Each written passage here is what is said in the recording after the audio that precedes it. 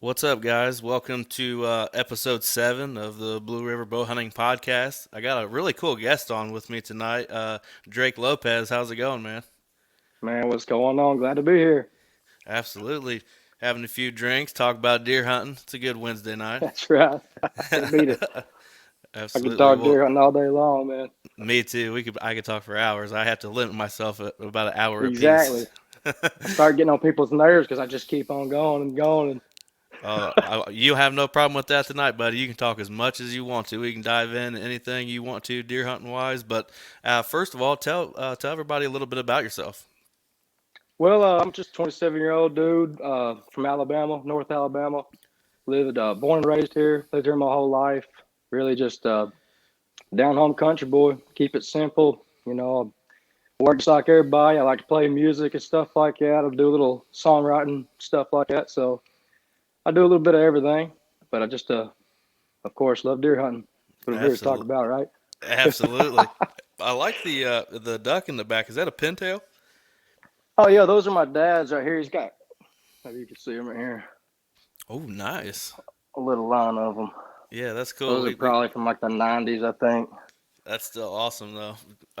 We do a little bit of waterfowl hunting here too. After deer season gets out of the way, we start chasing ducks a little bit. Oh yeah, So is always a that how good time doing that. is that how you got started into hunting? Was with your dad? Oh yeah, it started. I mean, as far back as I can remember, really, he would go when I was like 4 and 5, and I'd of course beg to go, but being a little kid like that, he said I'd always just be begging to go back in, wanting to play a video game or something when I got out there. But I mean, it stuck with me though. I got to start going by myself when I was around like 11 or 12. He'd let me sit in the stand, take me there, and leave me. And it's just like something's fell in love with it because you sit there and all the things that come together to make that moment happen. Whenever you do get a deer, it's just you can't beat it. So it stuck with me all the way till now, 27 years old. Yeah, right. Is that what you started hunting out or hunting right off the bat? Was just jumped right into deer? Yeah, he always went dove hunting, duck hunting, but deer hunting was just always the thing that we kind of bonded the best with. So that was the one that I really fell in love with. And of course, fishing and all that, the whole 9 yards. But deer hunting was just more of like a special bond when it came to me and my father's relationship. Right. Yeah, definitely. Yeah. It's really cool, growing up as a kid and getting to learn, from everybody that influences you in that way, and you start to pick Hmm. up habits even that they do. You know what I mean? Oh, absolutely. So talk a little bit about deer hunting in Alabama. Like, what kind of terrain features are you guys in? Are you in a bunch of pines? I know you guys got a ton of pines down there. Oh, yeah. So, I mean, my land, I own 50 acres out in this little town called West Limestone. And it's mostly just like it used to be cow pasture. And then, of course, you had some hardwoods and it two steep hollows that went down into a creek. So it had a lot of, good things on the land to really hunt over. But until the cows got taken off the property, then just things started booming over there. There's just so many over there, just kind of make it hard for the deer to be comfortable over there, I guess. But um, it's a lot of now this guy leases the land to it, the field, and he plants corn on it. So there's a lot of corn. And then I got, like I said, the hardwoods. But my buddy in the same town that I hunt, he's got a huge patch of pines on his property. And of course, you can't beat having some pines. I love it. But yeah, Right. my personal land, it's like, I got a couple ponds, of course, a couple creeks, and then some really deep hollows, some really thick, wooded areas, a lot of good places for like bedding. And then, I feel like there's a lot of deer that keep my property as like home base because I've got pretty much, cover, water, and food. So they got everything they need real close. But Yeah, that's a good combination of things to have to really have a healthy deer population. oh, absolutely, yeah, it keeps a lot of deer hanging around. That's for sure. Now, do you But guys like I have? said, Go ahead, buddy. Sorry. was that? Oh yeah, well, I was just saying like when the cows was there for some reason, just kept a lot of deer pushed onto the other properties. It wasn't like they Yeah. were necessarily scared of them, but it just made it just more of a competitive race for like food and stuff because the cows could just go everywhere. Right. But they ain't been there for about 6 or 7 years now, and it's gotten a whole lot better. Do you guys have a lot of ag around you, like cornfields, bean fields, kind of thing? Oh yeah, and every year it varies. Like some farmers will stay consistent with like planting corn and stuff, but it's always either soybean or corn, and sometimes some cotton. Just depending on what's going on during the year. But it's a whole lot of agriculture going on. Awesome, like we got some farmers that are just planting it left and right out here, and it's like bordering my property, and then some on the other side of what borders my property. So it keeps them all in there, that's for sure. Yeah, absolutely. I never really hear much deer hunting talk from Alabama. Do you think it's a state that maybe gets overlooked quite a bit? I mean, honestly, I don't see why it would get talked about in a good way because it's really the laws here. Like you can kill 3 bucks each year, and you can use your rifles and stuff. And but the way the system is, like you're not buying a tag. Like in Illinois, you have to buy a tag, and you got to call it in, put it on the tag, put it on there, and they keep a system. You can keep things managed that way. But in Alabama, there's like I'm sure so many people shoot bucks and never even call them in and stuff that illegally, and it just makes it to where there's a whole lot more you know people killing bucks in Alabama. So it's making it to where really mature growth and stuff doesn't really happen much. And I'm not saying there's not big bucks in Alabama because of course there is, but Hmm. like as far as other states, I've had a lot more fun in other states as far as trophy bucks. But of course, I mean, I'll take what I can get on my land, and I love it regardless. So Right. Do you think that's yeah, something that the Alabama DNR should look at? Maybe bump that number down a little bit from three? yeah. I mean, I feel like there could be something done to make it more of a controlled, thing as far as managing deer because it really is. Like, I mean, you have your properties, like people have their farms out here that they grow giants, and then there's places like Bankhead and the Wheeler Refuge up here that are down here that they hold great bucks. I'm not even gonna lie, they have giants out there, but you got to put in some serious work, to kill them. And of course, it's public, so you got to fight off with, you got a lot of competition out there as far as other hunters. But it's there's good deer here, but it is something that could be done as far as the people that just hunt their regular owned lands, private lands, and make it more of something that could be help with mature buck growth and stuff here. Right. Do you hunt public land yourself as well as your private, or you just normally stick to private? Yeah, so I'll do what I want to do with my land, but at the end of the year, because our season goes through February the 10th or 11th, and we'll hunt the Wheeler Refuge a lot. We'll get in canoes and we'll go, float down to an island somewhere and hunt it, and it produces every year. And like my dad and our whole little hunting group, somebody will shoot a good one off there every year, but it's not till later year thing, and the rut really doesn't seem like it gets really like booming until later on in the year for some reason. There, I think it's like just the way it cycles here. But um, we also have you ever heard of Bankhead National Forest, anything I like have that in Alabama? I have not.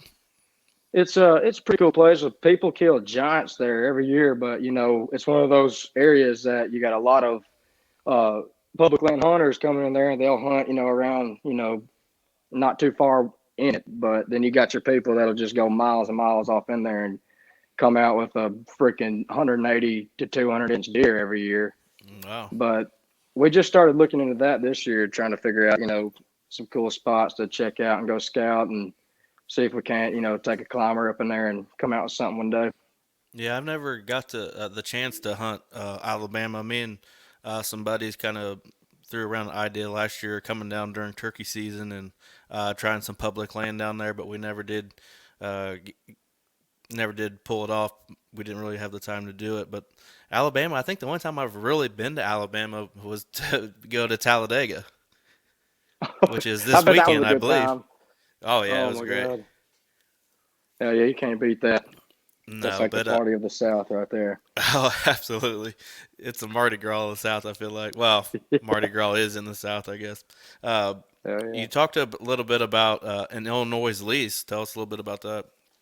Yeah, so I mean, I was like, we had the lease for like 12 years. So I was like a teenager when we first started over there. But what happened is one of buddies, he has a car lot, sells a lot of vehicles, and he just so happened to be selling one to somebody from Southern Illinois, and they had just like had some leasers, in their lease with them, and they were looking for some other people, and we were like, wow, like it just happened that easy. So Yeah, that's we, you don't get that every day. yeah, so we just jumped in on that, and really awesome family that owned the property. That it was a horse farm, and it was just, oh my god, it's so awesome. This is the first year we're actually not going to Illinois because I put a lot of like time and money into my property down here. I'm trying to Mm. just kind of focus on Alabama hunting this year, but for all the years we hunted up there, man, it was incredible. I mean, you'd be driving up there sometimes to get off work on a Friday night or something and have to drive up there. And it was only like a 4 hour drive from where we live. And I mean, you'd be driving down the road at, 11 o'clock at night and just giants would be crossing in front of you. You're like, what? Yeah, And it was just like something I ain't never seen before. And I didn't even have to get in a tree stand yet. And I was just like, oh, yes, I'm about it. Let's do this. And yeah, that every year that kind yeah, of we'd thing have gets you huge pumped up. You know turnouts. what I mean? Oh, no doubt. It's like every single year, though, somebody up there would kill a tank. And I missed more deer up there than I actually shot. Because, I mean, I was so young when I first started hunting up there that the adrenaline kicking in when a buck that size, gets in front of you, containing yourself and just making the shot was always something I struggled at. But as I got older, I got better, more accurate, and was able to take some deer down. So, What was the biggest deer you guys ever got to take up there? I could probably show you. Turn this thing around so you can see. All right, Let's see. I can get it over there. Well, this deer right here, that's a that's nice a one. 17 point that I shot a few years ago up there. This one beside it, it's a 12 point. That's the one my dad shot. That's a But those are nice one. probably the two biggest ones Hmm. from Illinois. Now, I'd say if I had to guess, that 17 point was, it didn't score much, but it's just the character of the rack, is what Right. made that deer so special to me. Oh, And it absolutely. just happened so fast. I remember that day specifically. I had literally been sitting in a tree stand for maybe 20 minutes. I mean, no time. And he came out chasing a doe from the thicket. And I was like, my goodness, what am I going to do with the rest of the evening? But I got down there and I seen all the little stickers coming out of his rack and all the junk going on. I was like, hell yes, man. How, like, it just doesn't happen every day. So Right. It that was a never great happens like experience. that. Usually you No. sit there for hours before something happens or, you know, Yeah. y- whatever, but sitting there 20 minutes, I wish I could get that lucky sometimes. Yeah. And see, what's even funnier is the buck beside it, the one my dad killed. It was probably the third or fourth year. I don't know. I think it was like the fourth or maybe even longer than that year that we was hunting up there. And my dad wanted to go to this new spot on the property. He took his climber out there one day and he swears up and down he got sit down in the tree, hadn't even pulled up his bow yet, and that buck was standing like 40 yards right in front of him.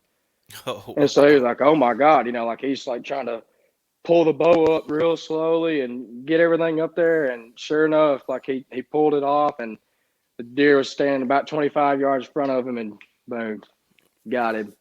That's awesome. Talking Yeah, it's crazy. quick hunt stories. This deer behind me here with the arrow in his rack. It's a kind of a funny story. So we got out there late. We overslept a little bit. We're walking, walking the field right at daylight. And I'm like, this is not how I pictured the day going. And we come around the corner and there was four giants chasing this doe around. I unload the shotgun. Boom, boom, boom, boom. I ran out of shells. I'm like, oh man, I don't know how I'm gonna answer to this one. So I walk back to the barn where my grandparents lived at the time, and he goes, "Hey, you're lucky, buddy. I got about two shells you can take out." I'm like, "Thanks, man. I'll go sit for the rest of a few hours. Everybody else is hunting, so I might as well go sit for a few hours." Kind of like your story. I don't think my ass even hit the seat yet. And I turned around to the cut corn behind me, and all those same bucks were chasing another doe out of the woods. There must have just been a really hot doe in the area, Oh and I yeah. shot him. I shot him, but there was two of them that made their way down right in front of me that were basically identical. I didn't even know which one to shoot. I'm like, I just pick you. You're broadside. Wow, you know. Exactly. It's like whichever's the more convenient shot at that point. Right. But that was when I was a Yeah. little bit younger. I'm 32 now, and that was when I was 17, I believe. So I've learned my Wow. lessons quite a bit since then. Oh yeah. Man, it can happen so fast sometimes though, but it's like one of my buddies that he just started hunting this year. He's like, seen us get serious about it every year, and he's like, man, I really want to try out this year. I was like, hey, you get out there one time, you ain't even got to shoot at one. You get out there and some deer roll up on you, you're gonna get that little adrenaline rush going. You'll be hooked. Oh, Be ready for it. absolutely. You know, But we talk a little bit about your property. What do you look for as far as when you're scouting to, set up some stand locations or whatnot? yeah, so basically, whenever I'm scouting, and I like to scout at the very, very end of the season, like in March, when everything's still dead.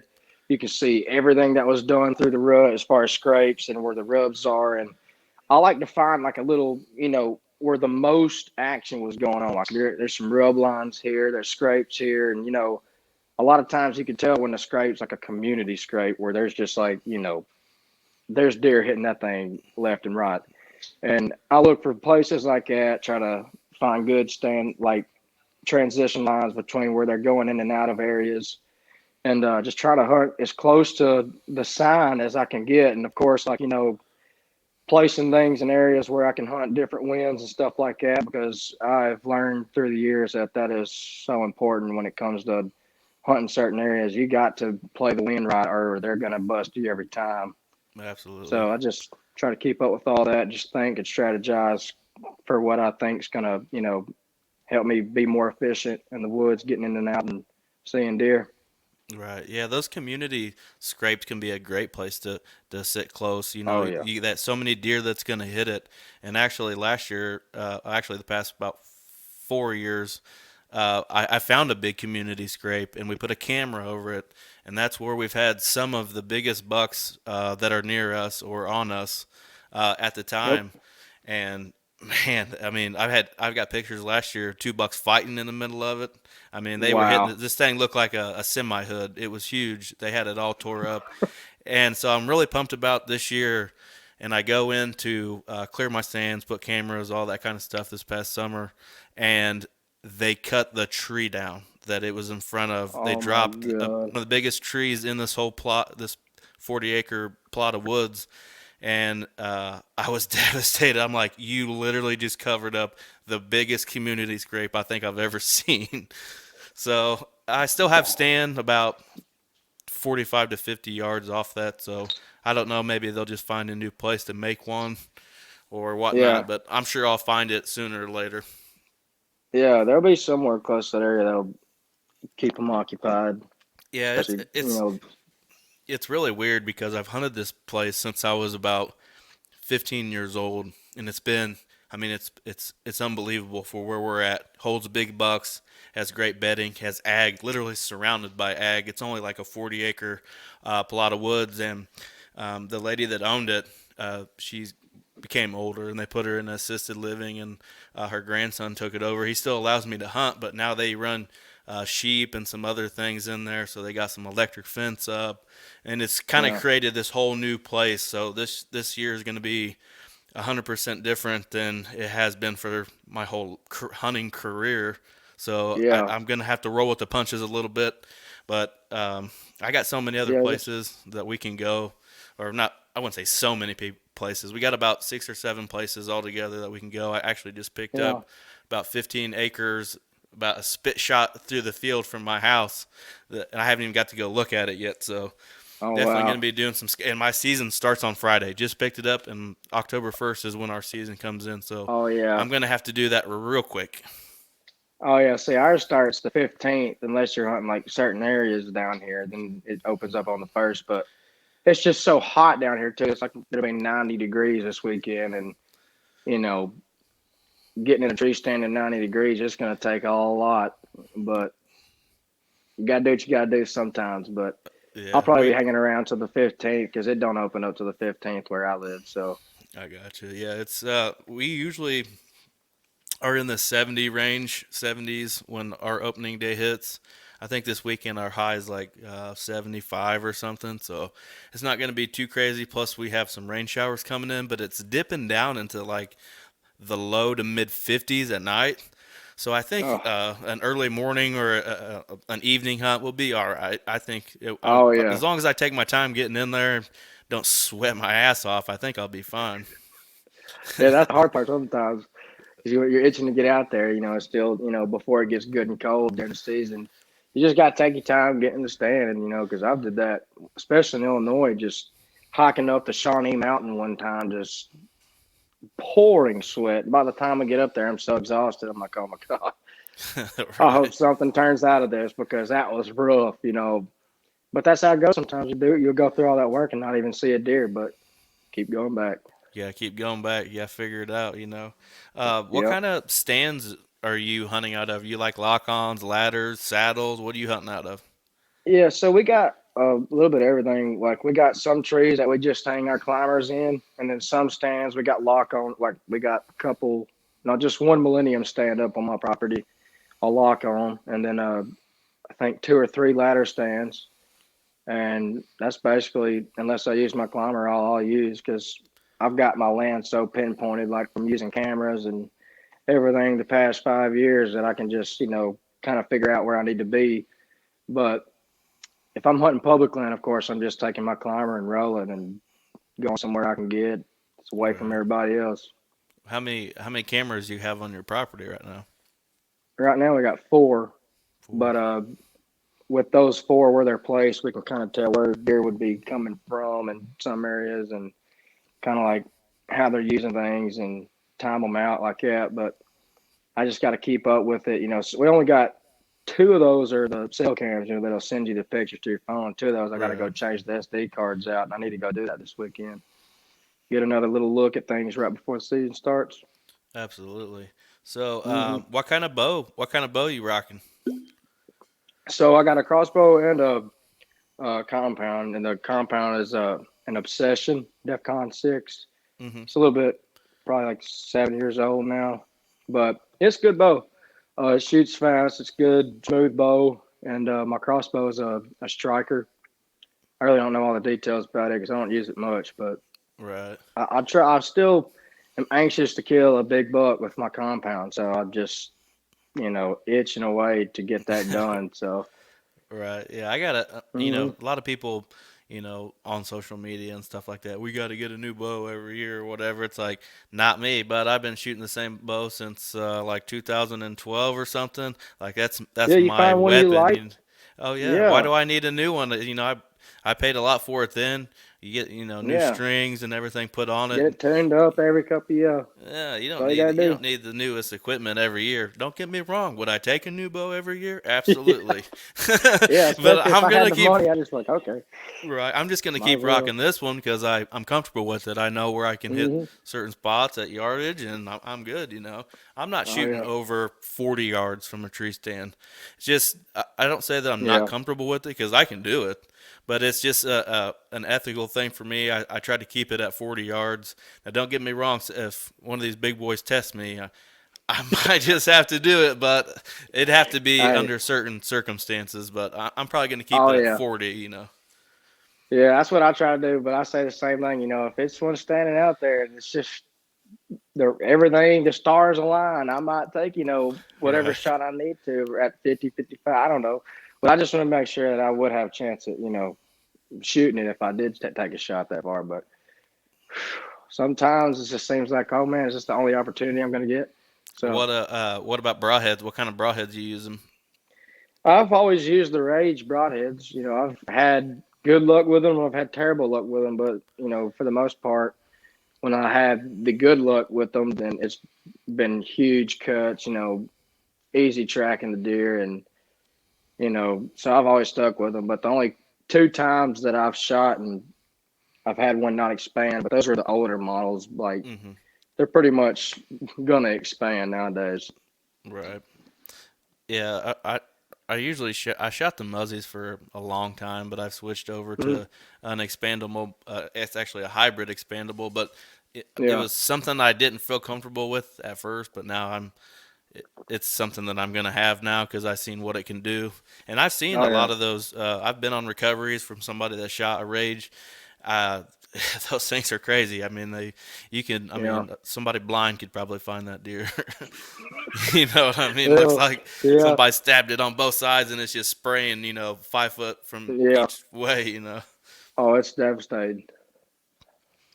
What kind of hit lists you got this year? Like you got certain bucks that you're looking after?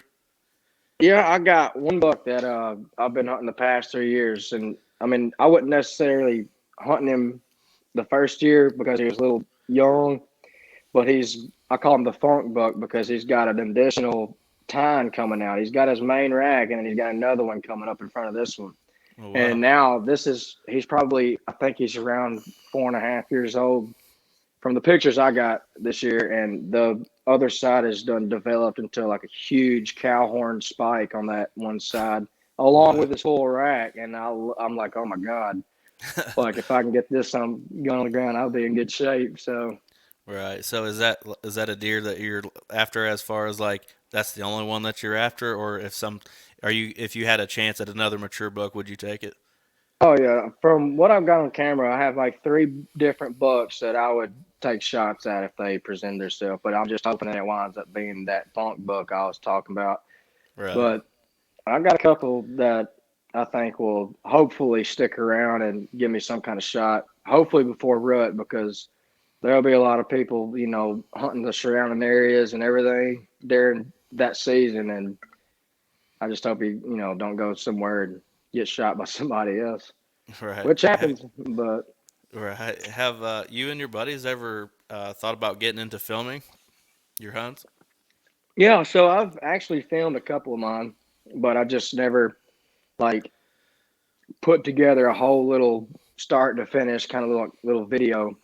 And Right. of course, it's really kind of pointless for me. Like if I'm going out there and I'm not getting the buck that I'm like trying to film myself shoot. But I have filmed quite a bit, especially like in Illinois. I used to try to film all of them, and I've got plenty of videos of shooting does and stuff, but haven't got the opportunity to get one on film shooting a buck yet. So Right. it'll happen eventually, though. Absolutely, and I know people that film that don't necessarily put it out there afterwards. I got some people that hunt just down from my Hancock County spot here, and they've been filming for years. And I don't think they ever like actually put anything together. I think they just like it to have that inventory for themselves or Oh yeah. something they can look at later. hmm You know. Yeah, I've shot several deer and went back and looked at my little footage that I had on my phone, and just to see where I hit the deer, like whether it be just a little bitty buck or a doe that I shot at, and that's just how it goes sometimes. But then one day I'll hopefully put together some kind of video that's got a big old buck on it. Right. So We messed around filming for a couple of years before we decided to actually like go forth with this. Get a nice setup. Start maybe a YouTube or some kind of social media where we can put it out there. And I've had fun. I've had a lot of fun with it so far. I know this is only episode 7 of the podcast, but I've been having a blast doing this. I do about oh one a yeah. week, and it's just been so much fun to talk to everybody because I've had some people from everywhere. It seems like you're down south, Alabama. Have somebody on hmm from Wisconsin, Kentucky, Indiana. Wow. Like it's just kind of cool to see everybody's stories and stuff and tactics come together all in one show. And I hope people enjoy listening to this. I get great feedback. If I post an Oh, absolutely. episode, I get text messages and Twitter messages and Facebook messages like, "You guys are doing good. We like it. Keep pumping it out." So I'm just gonna keep pumping it out. I'm having fun with it. So Absolutely, man. Like I said, it's easy to talk about something you love doing. So absolutely, and I try not to hit the same topics like back to back weeks or something, and spread it because they're just gonna hear the same conversation, just a different person on the other end of the mic. yeah, But exactly. tell us a little bit about your music stuff. We met on TikTok, and I put Yeah. a video on there, saying I'd like to have people, come on the podcast and stuff. So I went back and kind of checked you out and looked you up on Apple Music. Man, I like your music. I like the Chasing Buck song. That's cool as hell, man. I appreciate that, man. Yeah, I was just telling one of my buddies today that that's probably for me, one of my favorite songs that I've written, just because it's basically tells exactly who I am. I was literally at work one day thinking, man, I would love to just not be here right now and be sitting in the tree, you know. And so I Right. wrote that song based off that little idea, and it wound up being a pretty cool little song. But yeah, I just, I love country music, and I've been playing music for years now, drums, guitar, writing songs. So I do a little bit of everything. I play drums for some people. I do my own band stuff, and then I try to play some songwriter rounds and stuff like that. Just try to, I love doing that. It's just like deer hunting. I do what I can do with that just because I love doing it. See what come out of it. So I Right. enjoy it. Hmm. Yeah, that's really cool, man. Has anybody ever asked you like, "Hey, can I use your music for this or this or this?" Not yet. That's kind of like the goal is to write a song. Somebody's like, "Hey, man, I want to cut this song," but I did write a song with a couple of my buddies a while back, and he's a songwriter as well. He's on TikTok, and he posted it, and it blew up. It got like 30,000 likes on it, and I was like, "Wow!" So he cut the song, and he's coming out with it in October, and it'll be awesome. His name's Jackson Cannon, and the song's called Dirt, and that'll be the first like cut that I've had outside of like my own music that I put out. Hmm. But that's the goal. Hopefully, one day something cool like that happens for me. Yeah, that's pretty cool, man. So do you get to perform like at bars or anything like that? Oh yeah, I love doing. I love playing in front of people. Whether it just be drums or my own shows, I just love performing and just hanging out and having a good time with everybody that's there to do the same thing. But I Absolutely, play that'd at be several bars, several little, different things and events that happen. But I have a good time doing it. yeah. Has you and your buddies ever thought about like just making like a band and trying to make it? Yeah, well, so we got us a little, I call it a band. It's like we got a little three-piece thing that we do, and we play everywhere like that. If we had to play a full band gig, we got like some on-call musicians from Muscle Shoals, which is like an hour from where we're from, that would come play for us. And but we've just kept it simple so far. But it is something that is that I would be interested in. Starting something up to just go full blast with. But That'd be I cool, think man. it'll come in due time. Yeah, Yeah, good luck on it, man. I like the songs, and I'm appreciate definitely it. uh, maybe we'll get with you on some stuff. I don't really know the legal stuff behind it, but maybe I could put your chasing buck song in a whenever one of us get a big buck down on video or something. That's right. Yeah, absolutely. That's that you're talking right up my alley. So like That would be going back cool though, for real. right, like going back to deer hunting a little bit. Is there any states that you want to go to and check out their deer hunting? I've always wanted to go. Of course, it's really hard to get, but always wanted to go to Iowa deer hunting. Uh, and if I could just go somewhere, I want to go kill a muley somewhere out west. That just, I don't care where it would be, but somewhere that's got a good, habitat for muleys. And I'd just like to go out there and try that out because it's like, different than the sitting in the stand and, trying to figure out where the deer are going to walk through. It's like kind of like you go find them and glass them and put them on the ground like that. I feel like it'd be a cool, different hunting experience for me. Yeah, definitely. I would like to try the Western thing out at one point too, but I'm definitely gonna have to exercise a lot before then. I'm a fat beer Oh, I'll be drink honest boy too. from Indiana. Oh yeah, that's what I'm saying. I'd have to get in some kind of shape better than I am now. Oh, absolutely. Going back to the Iowa thing, you mentioned, you'd like to check out Iowa. Man, I would love to too. Everybody talks about it. You see it everywhere. But Yeah. from what I hear, I listen to some other podcasts that are big into that, and they say it's like a 5 year wait right now to get into Oh Iowa. yeah. So That's apparently, I know it's pretty crazy. much like just playing the darn lottery getting in there. But like, if you could get a chance to go up there and hunt, it'd just be. I feel like such an awesome experience. Yeah, I feel like that whole there's just like that area right there in the Midwest with Iowa and Kansas, even some of Missouri and Nebraska and all that. They got some big bucks up there, and the terrain just looks super cool when you see, the videos and stuff like that. It looks like something that I could really dig. Oh yeah, for sure. I mean, I think it was Kansas. I watched. His name's Chris B. He's a YouTuber, a bow hunter. He shot like 187-inch public land in Kansas like last year, the year before, man. It was absolute stud. He shot it My on goodness. public land, just going out. I think they hunt out of saddles right now. Killed it out of a saddle Yeah. in the middle of nowhere, Kansas, man. It just looked like a badass trip, you know? Yeah, absolutely. Now I know that would be some good hunting. I know one of my buddies has got to hunt in Texas, and he's like talking how it was just almost like a desert. Like you just got these little bitty shrub trees, and the tripod looks over every single one of them, and you could see for miles.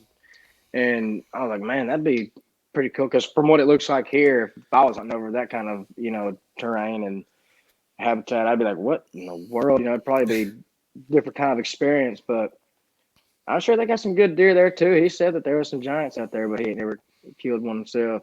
Yeah, I've heard a lot about Texas, especially like, the Texas high country. You always hear a lot of stories come out of there, some big bucks killed.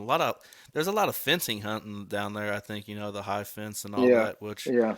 that is what it is. You could argue something about that all day, but what about like a dream hunt? You have like a dream hunt, like an elk hunt or something like that you'd like to go on? I would, love to do the whole backpacking thing. You go out and kill an elk, quarter it out, walk out with it the whole 9 yards. That would be awesome. But I just really want to kill. Not no, I want to kill a natural, wild, at least 180-inch deer. And I don't care where I got to do that, but I just want to have that on my wall one day to say that I killed at least a 180. Yeah, If it's bigger than absolutely. that, great. But the 180, that's just for me. Live. We lost the audio on you. Oh, we disappeared. Well, everybody, I appreciate you listening and everything. Hopefully, he comes back on here in a second.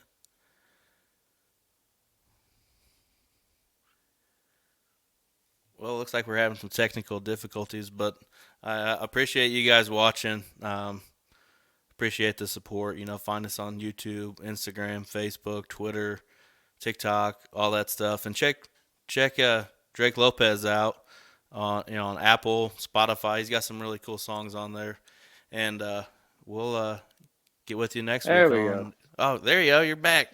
I was ending Yeah, the somebody show. called me. I was trying to get it out, and as soon as I exited it, it just shot me out of the whole thing. I was like, no. That's all good, buddy. No, Oh, I was throwing your name out there. I was saying find Drake on Apple Music and hell yeah. Spotify. Yeah, what he said. Yeah, what he said. Well, I appreciate you coming on the show, man. I had a blast with you. I'd love to have you back on at some point. Once we get Absolutely, man. deer season underway, bring Oh, you yeah. on and We'll get a little hear. update going. Yeah, a little update. How's it going down there, Bama, and if you're getting to go anywhere else throughout the season. But uh, everybody, check him out. Check his music out. It's really good stuff if you're into country music. Appreciate And that. have a good one, guys. Awesome, man.